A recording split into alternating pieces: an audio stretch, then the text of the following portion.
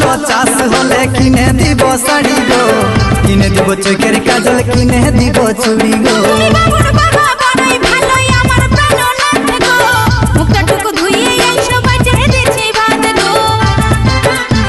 এই বছর ভালো চাষ হলে কিনে দিব শাড়ি গো, কিনে দিব চোখের কাজল, কিনে দিব চুড়ি গো।